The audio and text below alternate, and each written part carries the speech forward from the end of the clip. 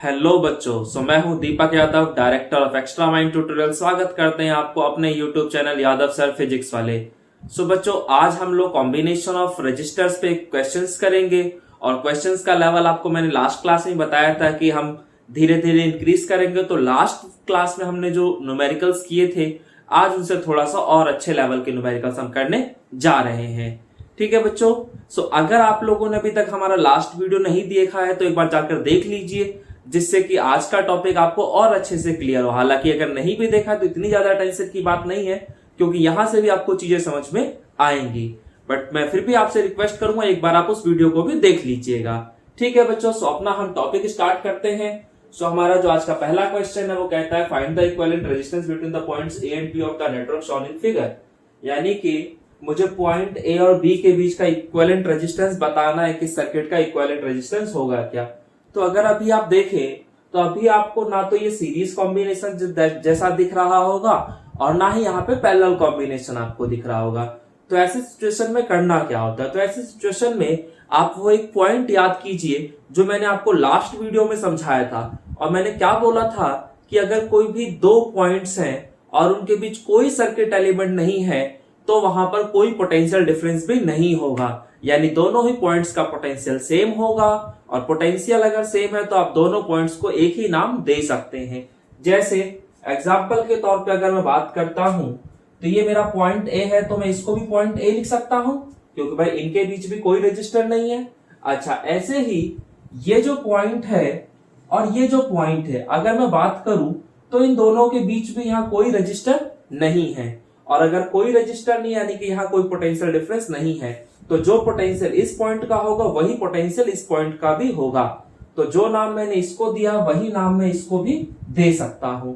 Same ऐसे ही अगर ये पॉइंट बी था तो ये भी आपका पॉइंट बी है, और ये अगर पॉइंट बी है तो ये भी आपका पॉइंट बी हो गया। क्योंकि इन दोनों पॉइंट्स की अगर बात करता हूं तो यहाँ पर कोई भी रजिस्टर नहीं है, तो इन दोनों के बीच कोई पोटेंशियल डिफरेंस नहीं होगा। बस अगर आपको इतनी बात पता है तो ये क्वेश्चन आप चुटकियों में कर सकते हैं। अब आपको करना ही क्या है, इसका सर्किट डायग्राम दोबारा से बनाइए। आपके पास दो पॉइंट्स थे, एक का नाम ए था, एक का नाम बी था। ठीक है, और ए और बी के बीच जितने रजिस्टर उनको जोड़ते चले जाइए। तो ए और बी के बीच एक रजिस्टर है 2R का, तो उसको जोड़ दीजिए, तो ये आपका 2R का रजिस्टर हो गया। ऐसे ही ए और बी के बीच एक और रजिस्टर है जिसका नाम 2R है, तो एक और रजिस्टर लगा देता हूं और उसका नाम भी 2R है। ठीक है, ए और बी के बीच एक और रजिस्टर है जिसका नाम R है, तो हमने ए और बी के बीच एक और रजिस्टर लगा दिया जिसका नाम R है। ठीक है, बाकी आपको क्या बताना था? इक्विवेलेंट रेजिस्टेंस बताना था। तो अभी आप देख रहे हैं कि पॉइंट ए और बी के बीच जो रजिस्टर्स है वो सारे के सारे पैरेलल कॉम्बिनेशन में है, और अगर पैरेलल कॉम्बिनेशन में तो इनका इक्विवेलेंट रेजिस्टेंस हम बहुत आसानी से निकाल सकते हैं। तो इनके इक्विवेलेंट रेजिस्टेंस निकालने का formula 1/R1 plus 1/R2 plus 1/R3। ठीक है, इसको अगर आप सॉल्व करते हैं तो यहां से आपका एलसीएम आ जाएगा 2R, तो R का टेबल 2 बार पढ़ेंगे, यहाँ पे 1 बार और यहाँ पे भी 1 बार, तो 2 और 1 3 और 1 4, तो 4/2R। तो यहाँ एक 2 से 2 कट जाएगा तो ये 2/R आ जाएगा। और यहां से आपका जो RP का वैल्यू होगा, क्योंकि अभी जो वैल्यू मिला है वो 1/RP है, मुझे चाहिए RP का वैल्यू, तो इसे पलट दो। तो यहां से RP कितना आ जाएगा आपका R/2। तो समझ में आ रहा है बच्चों? तो देखो, क्वेश्चन दिखने में कितना मुश्किल लग रहा था, लेकिन अगर आपको कॉन्सेप्ट्स का पता है तो यही क्वेश्चन कितना आसान हो गया आपके लिए। समझ में आती है बात? अब इसी में थोड़ा सा मैं और मॉडिफाई करके अपना अगला क्वेश्चन लेके आता हूं। तो हम देखते हैं अपना अगला क्वेश्चन। तो बच्चों, ये हमारा दूसरा क्वेश्चन है। इस क्वेश्चन में भी आपको इक्विवेलेंट रेजिस्टेंस निकालना है पॉइंट्स ए और बी के बीच में। ठीक है, कि इक्विवेलेंट रेजिस्टेंस होगा क्या।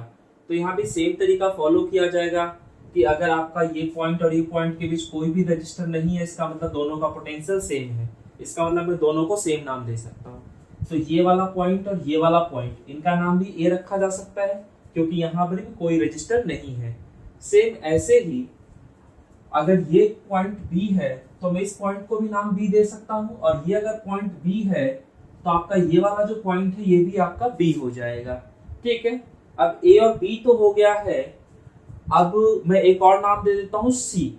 तो सपोज दैट इस वाले पॉइंट का नाम सी है, तो अगर इसका नाम सी है तो ये जो पॉइंट होगा इसका नाम भी सी हो जाएगा। कोई इश्यू नहीं है। सो बात समझ में आ रही होगी आपको। अच्छा, अब मैं इनका क्या करता हूँ, इस सर्किट को रीड्रॉ कर लेता हूँ। तो अगर मैं सर्किट को रीड्रॉ करूंगा तो वो सर्किट बनेगा कैसे? तो सर्किट बनाने के लिए मुझे 3 पॉइंट्स की यहाँ पे जरूरत है। मान लेते हैं ये पॉइंट ए है, ये आपका पॉइंट बी है, और सपोज दैट ये पॉइंट आपका सी है। ठीक है, तो यहाँ पर ए और सी के बीच एक रजिस्टर लगा है जिसका नाम है आर। तो मैंने एक रजिस्टर लगा दिया जिसका नाम है आर और इसका काम हो चुका है। ऐसे ही ए और सी के बीच एक और रजिस्टर है जिसका नाम है आर।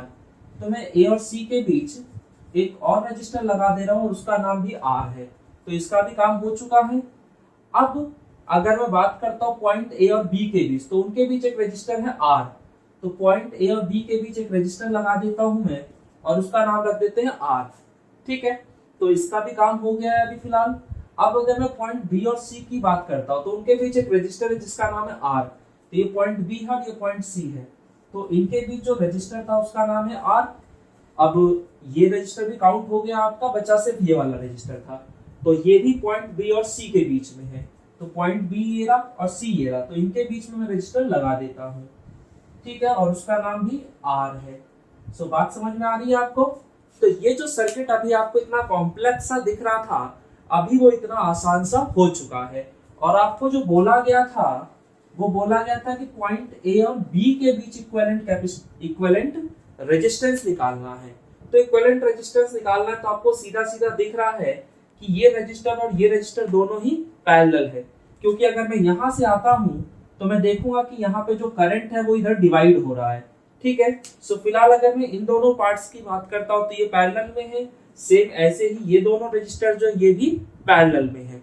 तो इन दोनों का इक्विवेलेंट अगर आप देखेंगे तो क्या आ जाएगा? सो यहाँ पे आ जाएगा 1/Rp is equal to 1/R plus का 1/R, यानी कि 2/R। तो यहाँ से Rp की वैल्यू आ जाएगी R/2। सो बात समझ में आती है? तो इन दोनों का इक्विवेलेंट R/2 हो गया। सिमिलरली इन दोनों का इक्विवेलेंट जो होगा वो भी R/2 हो जाएगा। अब इसी सर्किट को अगर मैं रीड्रॉ कर दूं तो वो सर्किट कैसा बनेगा? तो यहाँ पे 3 पॉइंट्स थे, ये पॉइंट ए था, ये पॉइंट बी था और ये पॉइंट सी था। पॉइंट इन दोनों का इक्विवेलेंट R/2। तो इन दोनों की जगह मैं एक सिंगल रजिस्टर लिख दे रहा हूँ जिसका नाम है R/2। ऐसे ही इन दोनों की जगह एक सिंगल रजिस्टर होगा जिसकी वैल्यू होगी R/2, और इन दोनों के बीच एक रजिस्टर है जिसका वैल्यू है R। ठीक है, और आपको पॉइंट ए और बी के बीच इक्विवेलेंट रेजिस्टेंस बताना है कि होगा क्या। तो अगर आप यहां से चलते हैं तो यहाँ पे आपको ये जो करंट है वो दो भागों में बढ़ता हुआ दिख रहा है। इसका मतलब है कि ये वाला पार्ट और ये वाला पार्ट जो है ये दोनों के दोनों आपका पैरेलल में है। जबकि मैं अगर इस वाले रास्ते पे चलता हूँ तो इस ब्रांच में अगर मैं जा रहा हूँ तो ये दोनों के दोनों रजिस्टर एक ही रास्ते पे आ रहे हैं। इसका मतलब ये दोनों आपस में क्या है? सीरीज। सो बात समझ में आ रही है? एक रास्ते पे जितने रजिस्टर्स पड़ेंगे वो सारे सीरीज में, और अलग अलग रास्तों पे जो रजिस्टर पड़े होंगे वो आपस में पैरेलल। तो ये और ये अलग अलग रास्तों पे है तो ये पैरेलल, जबकि ये और ये दोनों के दोनों एक ही रास्ते पड़ रहे हैं तो ये दोनों हो गए सीरीज। सो बात समझ में आती है? तो इन दोनों का इक्विवेलेंट निकालो। तो यहाँ से जो RS आएगा वो क्या होगा? तो वो होगा R/2 प्लस R/2। तो ये हो जाएगा 2 टाइम्स ऑफ R/2 यानी कि R। ठीक है, करके देख लीजिएगा। तो ये आ जाएगा RS, यानी इन दोनों की जगह एक सिंगल रजिस्टर आ गया जिसका नाम है RS और उसकी वैल्यू है R के बराबर। और ये जो सिंगल रजिस्टर है वो इस रजिस्टर के साथ कैसा है? पैरेलल। तो यहाँ पे फिर पैरेलल वाला फॉर्मूला लगा देंगे। तो इन दोनों का जो इक्विवेलेंट रेजिस्टेंस आएगा वो कितना हो जाएगा? तो वो हो जाएगा 1/RS और 1/R। ठीक है, अब अगर मैं इन दोनों को सॉल्व करता हूं तो यहां से 1/R इक्विवेलेंट जो आएगा वो 1/RS। सो 1/RS किसके बराबर है? तो RS R के बराबर था, तो 1/RS जो होगा 1/R के बराबर हो जाएगा। यहाँ पे पहले से ही 1/R लिखा हुआ है। तो 1/R को जब 2 बार जोड़ोगे तो 2 टाइम्स आ जाएगा 1/R का। तो यहां से 1/R इक्विवेलेंट जो आएगा वो 2/R होगा। सो R इक्विवेलेंट कितना हो जाएगा? तो वो हो जाएगा R/2। सो बच्चों आपको समझ में आ रहा है कि इक्विवेलेंट रेजिस्टेंस आपका R/2 आ गया।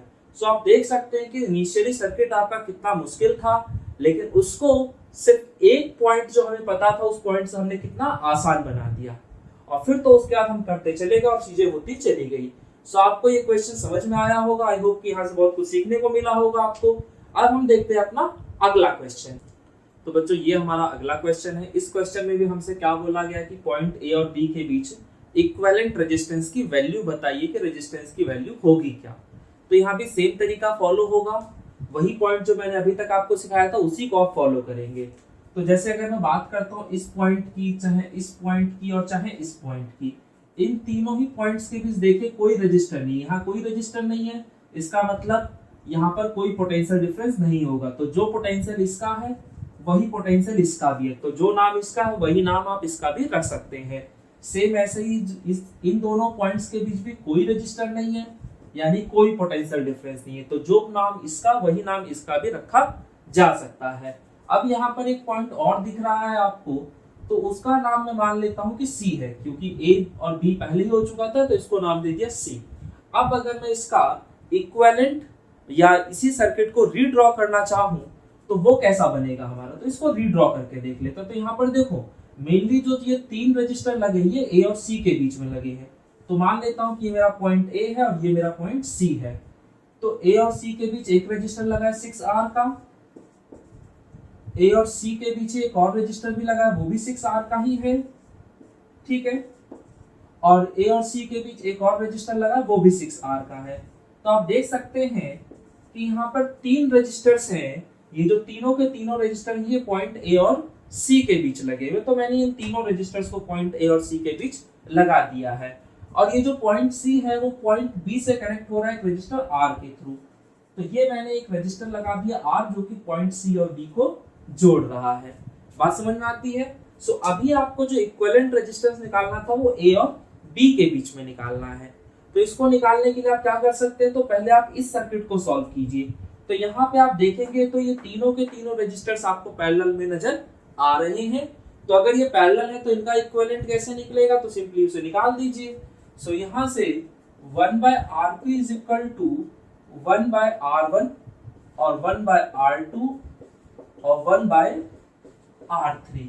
तो एक ही चीज को तीन बार जोड़ोगे तो 3 टाइम्स आ जाएगा, ठीक है। और इसको सॉल्व करोगे तो ये 1/2R आ जाएगा।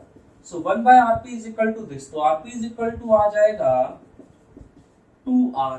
तो यहाँ से मुझे समझ में आ गया कि ये जो तीनों रजिस्टर है इनका जो इक्विवेलेंट रेजिस्टेंस है उसकी वैल्यू है 2R।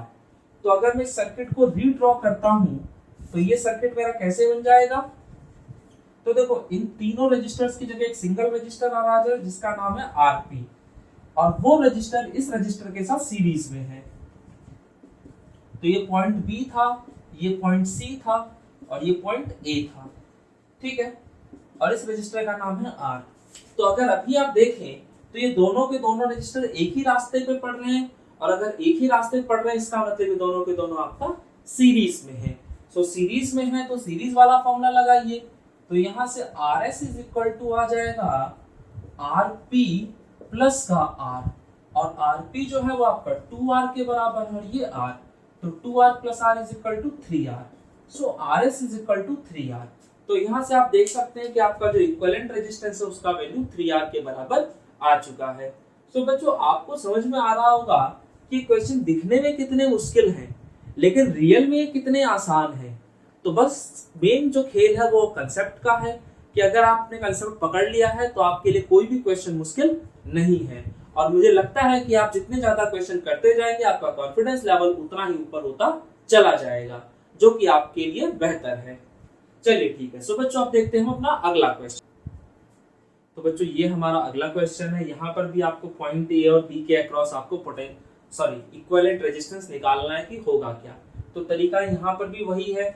तो ये अगर पॉइंट ए है तो ये भी आपका पॉइंट ए होगा, और ये पॉइंट ए है तो ये भी आपका पॉइंट ए होगा, ठीक है। ऐसी अगर मैं बात करता हूँ कि ये आपका पॉइंट बी है तो ये भी आपका पॉइंट बी होगा, ठीक है।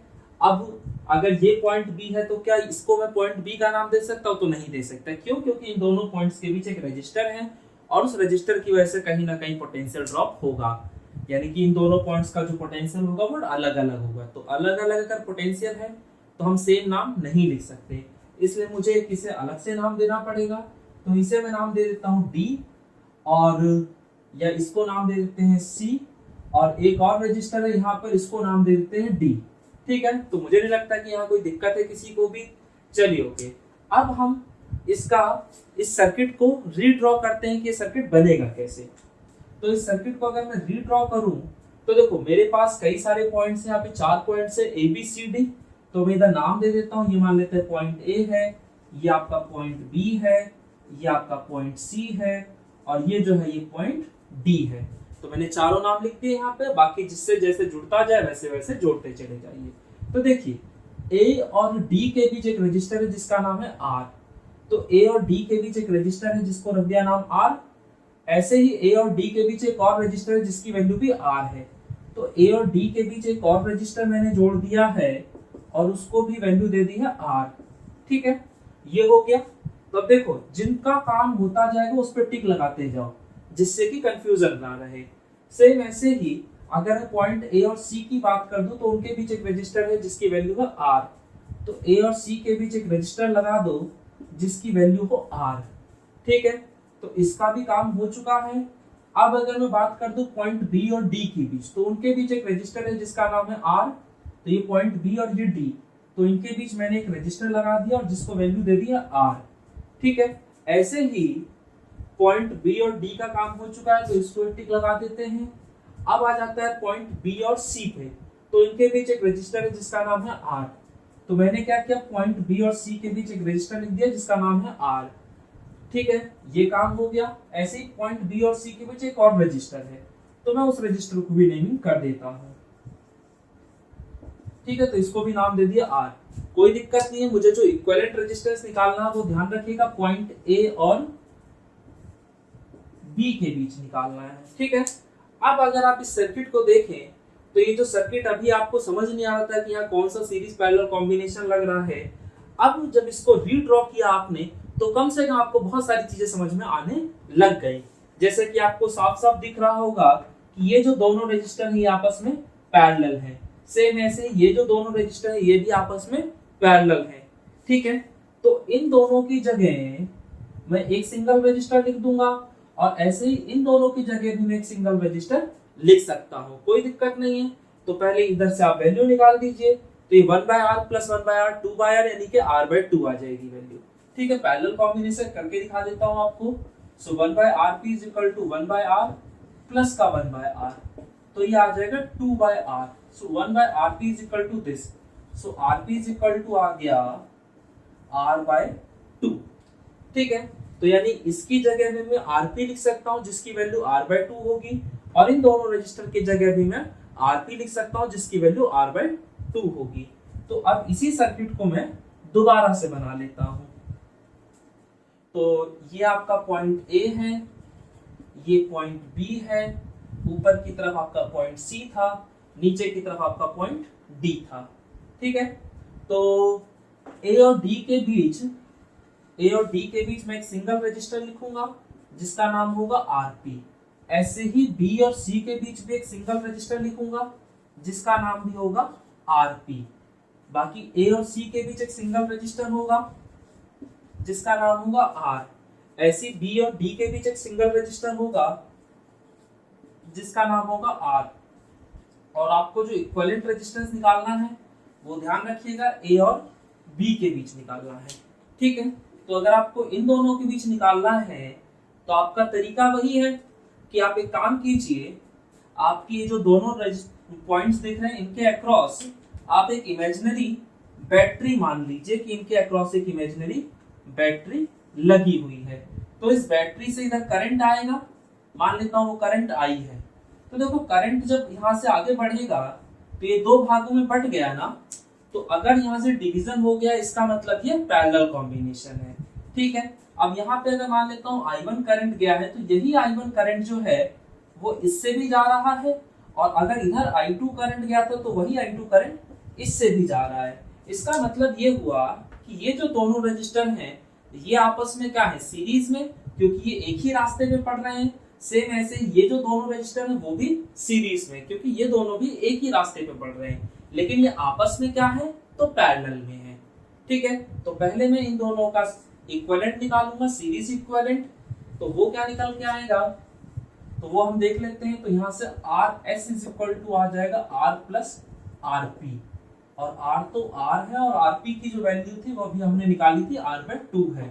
तो इसको अगर आप सॉल्व करते हैं तो इसका एलसीएम 2 आ जाएगा, तो 2r प्लस आर यानी कि 3r by 2। So R S is equal to this. बात समझ में आती है? तो इन दोनों का जो इक्विवेलेंट आ गया वो 3r बाय 2 आ गया, और इन दोनों का जो इक्विवेलेंट आएगा वो भी तो 3r बाय 2 ही होगा। तो अगर मैं कहूं तो मैं ये कह सकता हूं कि ये जो दोनों ब्रांचेस थे, इन दोनों ही ब्रांचेस का जो रेजिस्टेंस है वो RS है, और ये दोनों ब्रांचेस आपस में क्या है? पैरेलल। तो अगर ये पैरेलल है तो इनका इक्विवेलेंट रेजिस्टेंस निकाल दो पैरेलल में। तो यहां से इक्विवेलेंट रेजिस्टेंस जो आएगा वो क्या होगा? तो ये दोनों पैरेलल थे तो इसका भी रेजिस्टेंस RS है। सॉरी, पैरेलल में जो हमारा फॉर्मूला होता था वो ये होता था ना, 1 by R equivalent is equal to 1 by RS, और इसका भी 1 बाय RS, तो ये आगे 2 by RS। So 1 by R equivalent is equal to this. तो यहां से अगर आप R इक्विवेलेंट देखना चाहते हैं तो वो क्या हो जा रहा है? तो वो हो जा रहा RS बटे में 2, और RS की वैल्यू मैं निकाल चुका था पहले ही, कितनी है? 3R by 2। तो बस इस वैल्यू को यहाँ पर पुट कर देते हैं। तो 3R बाय 2 और बटे में पहले से 2 लिखा हुआ है, तो ये कितना बन गया आपका? तो 3R बटे में 4। तो ये आ गया आपके इस सर्किट का इक्विवेलेंट रेजिस्टेंस। कोई समस्या नहीं है। तो ये क्वेश्चन समझ में आ रहा है तो आप देख सकते हैं क्वेश्चन दिखने में कितना मुश्किल था और होने में इतना मुश्किल नहीं है। क्यों? क्योंकि आपको कंसेप्ट्स का पता है। चलिए बच्चों, अब इस पे बाद हम देखते हैं अपना अगला क्वेश्चन। तो बच्चों यहाँ पे आपको जो ये क्वेश्चन पूछ रहा है, इस क्वेश्चन में क्या है? आपसे कह रहा है कि find the current drawn from a cell of EMF 1 volt, यानी कि ये जो सेल लगा है, यानी कि जो बैटरी लगी है, इसका ईएमएफ 1 वोल्ट का दे रखा है, और पूछ रहा है कि सेल से कितना करंट निकलेगा। तो मान लेते हैं कि सेल से जो करंट निकल रहा है वो I है। तो बस आपसे इस करंट I की वैल्यू पूछी जा रही है कि करंट I की वैल्यू होगी क्या।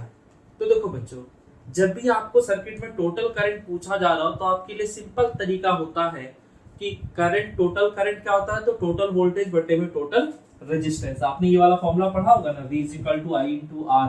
तो यहाँ से अगर आप चाहें तो I इज इक्वल टू क्या हो जाएगा आपका? V बटे में R।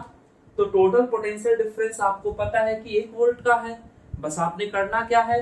इस सर्किट का टोटल रेजिस्टेंस निकाल देना है। जैसे ही आपको इस सर्किट का टोटल रेजिस्टेंस पता चलेगा, आप इजीली अपना करंट निकाल सकते हैं। सो ये इतनी सी बात आपको समझ में आ जानी चाहिए। तो अभी आपको समझ में आ रहा होगा कि अगर मुझसे सर्किट में टोटल करंट पूछा गया है तो मुझे क्या करना चाहिए? पहले इस सर्किट का टोटल रेजिस्टेंस निकाल देना चाहिए, क्योंकि जैसे ही मुझे सर्किट का टोटल रेजिस्टेंस निकल जाएगा, टोटल पोटेंशियल डिफरेंस मुझे पहले से पता है, इस फॉर्मूले में दोनों वैल्यूज पुट करूंगा, करंट निकल के आ जाएगा। तो चलो बच्चों शुरू करते हैं, और इसमें सबसे पहले हम इसका इक्विवेलेंट रेजिस्टेंस निकालते हैं।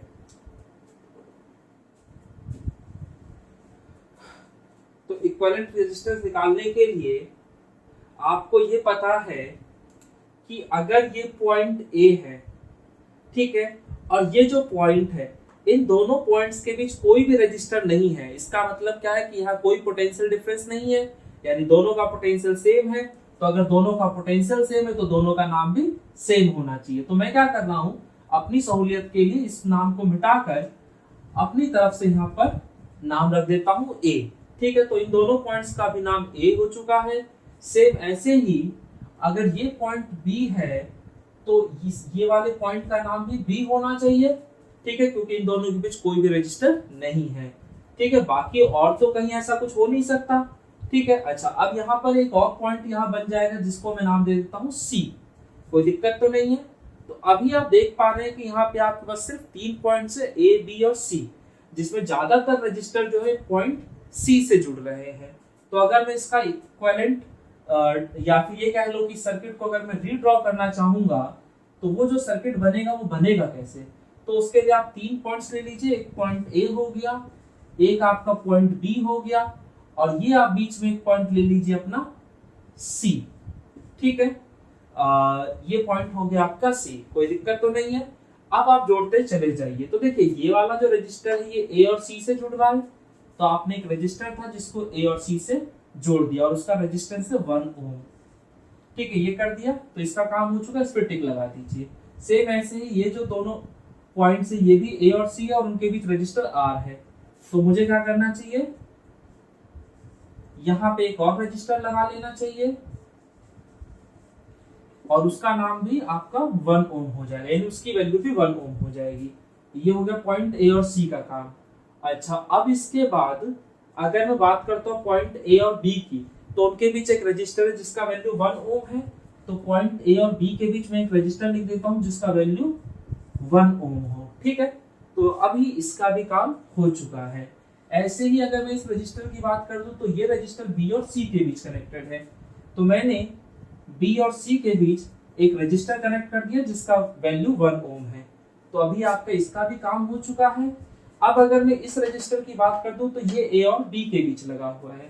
तो मैंने ए और बी के बीच एक और रजिस्टर जोड़ देता हूं और उसका वैल्यू 1 ओम है। ठीक है, अभी इस वाले रजिस्टर का भी काम हो चुका है। अब बचा है सिर्फ एक रजिस्टर आपके पास और ये रजिस्टर लगा है बी और सी के बीच में। तो हम बी और सी के बीच में एक और रजिस्टर जोड़ देंगे और उसकी वैल्यू भी 1 ओम है। कोई दिक्कत तो नहीं है। बाकी जो मेन सर्किट कनेक्टेड है, जो बैटरी कनेक्टेड है, वो पॉइंट ए और पॉइंट बी के बीच कनेक्टेड है। तो यानी कि ये पॉइंट ए था और ये पॉइंट बी था और इसके बीच आपकी बैटरी कनेक्टेड थी। ठीक है, जिसका पोटेंशियल 1 वोल्ट का है। कोई दिक्कत नहीं है। अभी आपको दिखने लग गया होगा कि ये जो दोनों रजिस्टर्स है ये दोनों पैरेलल में हैं। सेम ऐसे ही ये जो दोनों रजिस्टर है ये भी पैरेलल में हैं और ये जो दो रजिस्टर्स है ये भी पैरेलल में है। तो अगर ये दोनों पैरेलल में तो पहले इनका इक्विवेलेंट रेजिस्टेंस निकाल देते हैं। तो यहाँ से 1/Rp इज इक्वल टू आ जाएगा 1/R1 प्लस का 1/R1। तो ये 1/1 प्लस 1/1 तो 1 प्लस 1 2 ही हो जाएगा, simple. So 1/Rp is equal to this. तो यहाँ से Rp इज इक्वल टू क्या आ जाएगा, 2/1। सॉरी, Rp जो आएगा वो आ जाएगा 1/2। तो ये आ गया इक्विवेलेंट रेजिस्टेंस की वैल्यू। और ये जो Rp आया है वो इसके लिए भी वही है, इसके लिए भी वही है और इसके लिए भी वही है। क्योंकि भाई तीनों में ही देखो तो जो पैरेलल कॉम्बिनेशन बन रहा है वो 1 ओम के रेजिस्टर्स का ही तो बन रहा है ना। तो जो वैल्यू यहाँ पे निकल के आएगी वही वैल्यू यहाँ भी निकल के आएगी और वही वैल्यू यहाँ भी निकल कर आएगी। अब इस सर्किट को मैं अगर रीड्रॉ करूं तो अब कैसा बन जाएगा। तो अभी भी आपके पास वो 3 पॉइंट्स थे, ए, दूसरा पॉइंट बी और तीसरा पॉइंट सी। तो पॉइंट ए और सी के बीच आपके इन दोनों रेजिस्टेंस की जगह एक सिंगल रजिस्टर आ गया जिसका नाम है आरपी। ठीक है, ऐसे ही ए और बी के बीच भी एक सिंगल रजिस्टर है, उसका नाम भी आरपी है। सी और बी के बीच भी एक सिंगल रजिस्टर है, उसका नाम भी आरपी है। ठीक है, और यहाँ पर जो आपने बैटरी लगा दी है वो पॉइंट ए और बी के बीच लगाई है और उसकी वैल्यू है 1 वोल्ट। सो अभी अगर आप देखेंगे तो आपको ये बात समझ में आ रही होगी कि यहाँ से अगर करंट आया होगा तो इस करंट ने आगे जाकर दो पार्ट्स में डिवाइड हो जाना है। तो अगर मान लेता हूँ कि इधर जो करंट गया है वो I1 है और इधर जो करंट गया वो I2 है। तो देखो ये जो करंट I1 है वही करंट इससे भी जा रहा है। इसका मतलब ये दोनों आपस में क्या हो गए, पैरेलल, भाई एक ही रास्ते पे पड़ रहे हैं। और ये जो है ये अलग रास्ते पे है, तो यानी कि ये वाला जो है वो इन दोनों के साथ हो जाएगा पैरेलल में। तो इतनी बात आपको समझ में आ रही होगी। तो फिलहाल ये दोनों रजिस्टर किस में है, सीरीज में है। तो इनका इक्विवेलेंट निकालो पहले। तो यहां से जो RS आएगा वो RP प्लस RP होगा और RP और प्लस RP यानी 2 टाइम्स ऑफ RP। और RP की वैल्यू मैं ऑलरेडी निकाल चुका हूं 1/2 ओम। तो यहाँ 2 से 2 कट जाएगा तो बचेगा 1 ओम। तो ये आ गया आपका RS। तो अब इन दोनों रजिस्टर की जगह एक सिंगल रजिस्टर है और उसका नाम है RS।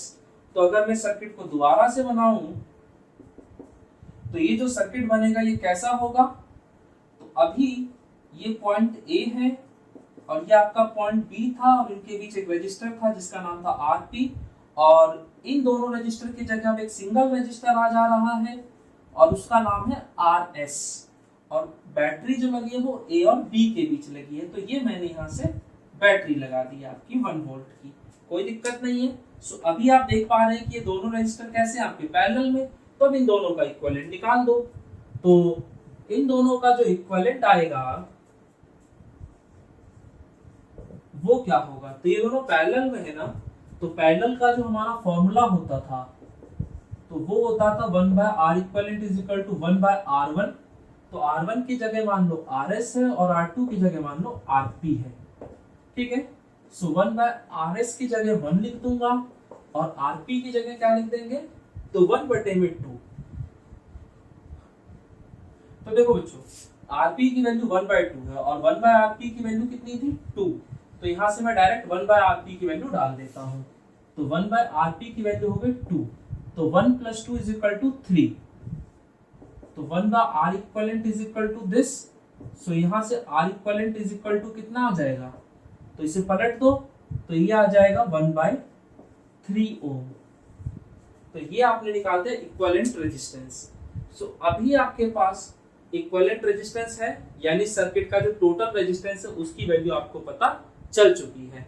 तो अगर सर्किट का टोटल रेजिस्टेंस आपको पता है, टोटल वोल्टेज आपको पता है, तो क्या आप टोटल करंट नहीं निकाल सकते? तो बिल्कुल निकाल सकते हो। तो ये चीज मैं आपको यहाँ पे निकाल के दिखा दे रहा हूँ, ठीक है, इस पोर्शन में। तो I = होता है V/R। तो V/R, तो R का मतलब यहाँ पे R इक्विवेलेंट। तो V जो है वो 1 वोल्ट हो गया और R इक्विवेलेंट जो वो 1/3 हो गया। तो ये जो 3 है ये ऊपर शिफ्ट हो जाएगा, तो यहाँ से I = आ जाएगा 3 एम्पियर। सो बात समझ में आती है।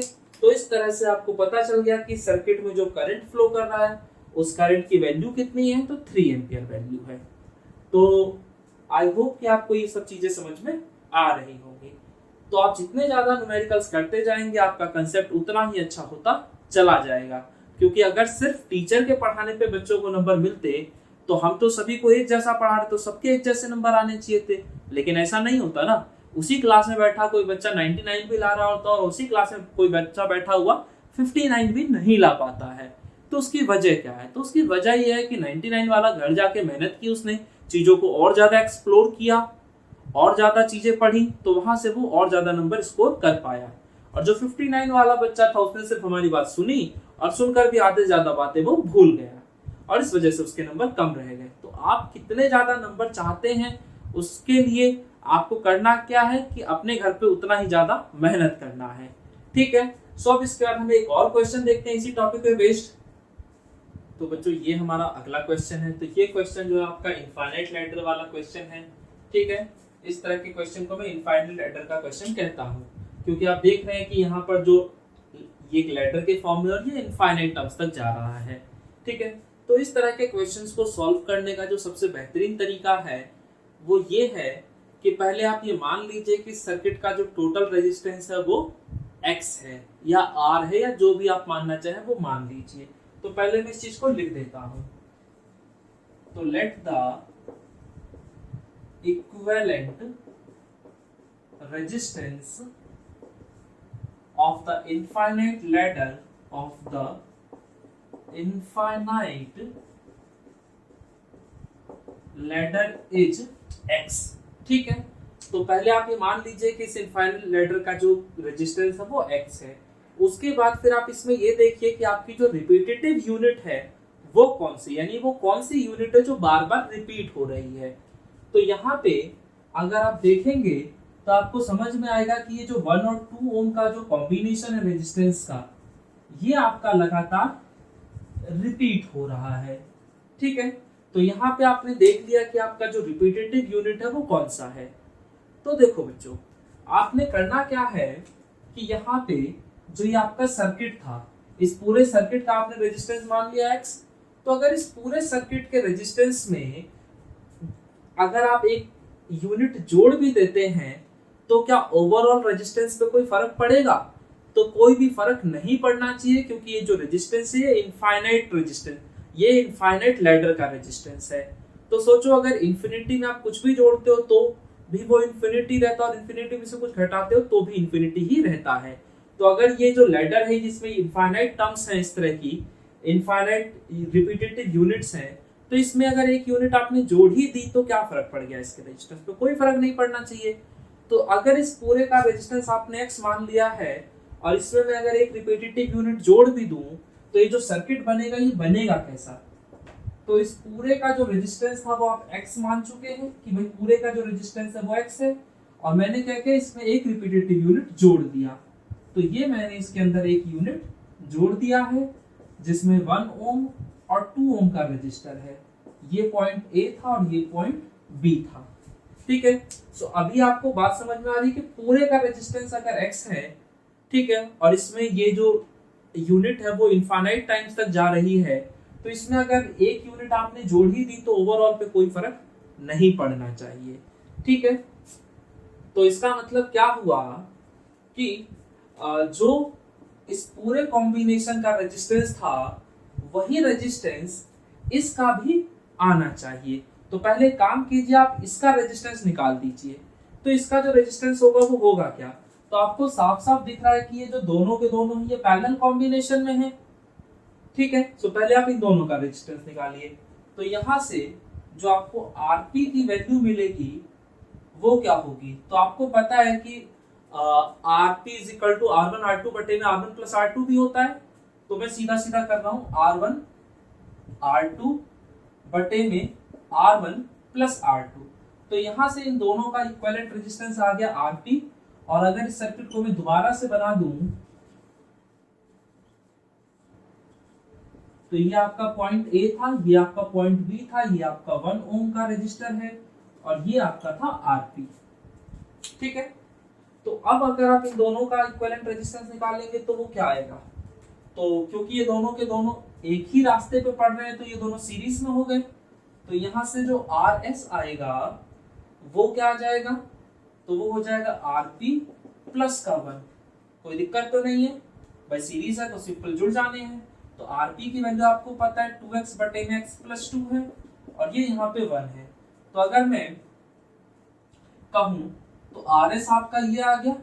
तो ये जो RS है ये इसका रेजिस्टेंस है, और मैंने आपको बताया था कि ये जो इनफाइनाइट लैडर का रेजिस्टेंस है वो, और इस इनफाइनाइट लैडर के रजिस्टर में अगर आप एक रिपीटेटिव यूनिट जोड़ देते हो तो जो रेजिस्टेंस आता है वो दोनों ही बराबर होने चाहिए। तो यानी कि जो इसका टोटल रेजिस्टेंस है वो इसके टोटल रेजिस्टेंस के ही बराबर होगा। तो इस वाले का जो टोटल रेजिस्टेंस है वो RS है और इस वाले का जो रेजिस्टेंस है वो हमने मान लिया था X। यानी कि ये जो RS है इसकी वैल्यू किसके बराबर है, तो X के बराबर है। समझ में आ रहा है यहाँ मैं RS की जगह X क्यों लिख रहा हूँ, क्योंकि भाई जो रेजिस्टेंस इसका होगा वही रेजिस्टेंस इसका भी होगा। तो इसका रेजिस्टेंस है RS और इसका रेजिस्टेंस है X। तो यानी RS और X आपस में बराबर है। तो जहां RS लिखा था वहां मैंने लिख दिया X। मेरे ख्याल से इससे किसी को कोई समस्या नहीं होगी। अब अगर मैं इसको सॉल्व करना चाहूं तो आप आसानी से इसको सॉल्व कर सकते हैं, कोई दिक्कत तो नहीं है। पहले आप एलसीएम निकाल लीजिए। तो 2x प्लस x प्लस का 2 बटे में x प्लस 2 आ जाएगा। इसका एलसीएम करके देखिएगा आप ऐसे ही आएगा। ठीक है, अब अगर आप क्रॉस मल्टीप्लिकेशन कराते हैं तो यहाँ पे x का x प्लस 2 के साथ और यहाँ पे 2x प्लस x, तो 2x में x अगर आप जोड़ते हैं तो कितना x आ जाएगा, तो आपका आ जाएगा 3x और ये आ जाएगा प्लस का 2, और इसको अगर आप करते हैं तो x स्क्वायर प्लस का 2x is equal to 3x plus का 2। तो अगर मैं इसको सिंप्लीफाई करूं तो इस सारे को इधर ले आता हूं, तो x स्क्वायर प्लस का 2x और इस 3x को इधर भेजोगे तो माइनस का 3x और ये प्लस 2 इधर भेजोगे तो माइनस का 2 और इक्वल टू 0। तो x स्क्वायर और 2x में से 3x गया तो कितना बचा, x बचा और यहां से 2 इक्वल टू 0। अब तो ये क्वाड्रेटिक एक्सप्रेशन के फॉर्म में बन चुका है। तो ये जो क्वाड्रेटिक एक्सप्रेशन है इसको अगर सॉल्व करना है तो कैसे करोगे, तो इन दोनों का मल्टीप्लाई करने पे क्या आएगा, माइनस का 2x स्क्वायर। ठीक है, तो इसको अगर मैं सॉल्व करना चाहूँ तो मैं ऐसे लिख सकता हूँ x स्क्वायर माइनस का 2x और प्लस का x minus 2 is equal to 0। आप जरा देखिए इन दोनों को ऐड कीजिए, क्या आएगा, minus 2x plus x, minus का x आ गया। इन दोनों को जरा मल्टीप्लाई कीजिए, सो माइनस 2x को अगर आप x से मल्टीप्लाई करते हैं तो माइनस का 2x स्क्वायर आएगा, और यहाँ पर भी यही आ रहा था माइनस 2x स्क्वायर, यानी कि मैंने बिल्कुल ठीक तरीके से इसे सॉल्व कर दिया है। तो अब अगर आप इसे सिंप्लीफाई करते हैं तो x आपका बाहर चला जाएगा और यहाँ से आ जाएगा x माइनस टू, और यहाँ पे कुछ भी कॉमन नहीं था तो ये आपका x माइनस टू ऐसे का ऐसे ही रहेगा। ठीक है, तो यहाँ से आ जाएगा एक टर्म x प्लस वन और दूसरा टर्म आ गया x minus two equal to zero. तो इसका मतलब क्या है कि ये भी जीरो के बराबर होगा और ये भी जीरो के बराबर होगा। तो x plus one is equal to zero और x minus two is equal to zero. तो यहाँ से x की वैल्यू आ गई माइनस वन और यहाँ से x की वैल्यू आ गई प्लस का टू। तो आपको पता है कि ये जो x है ये इस पूरे इनफाइनाइट लैडर का रेजिस्टेंस है, और क्योंकि रेजिस्टेंस कभी भी नेगेटिव में नहीं हो सकता इसलिए हम इस टर्म को क्या करेंगे तो रिजेक्ट कर देंगे। ठीक है, सो बात समझ में आती है। तो मैं इस पोर्शन को रफ कर देता हूं।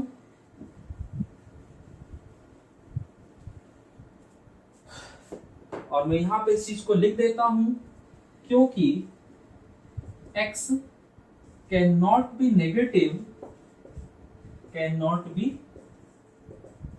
तो x आपका नेगेटिव क्यों नहीं हो सकता ये समझ में आ रहा है ना, क्योंकि भाई x जो है वो रेजिस्टेंस को रिप्रेजेंट कर रहा है और रेजिस्टेंस कभी भी नेगेटिव में नहीं हो सकता।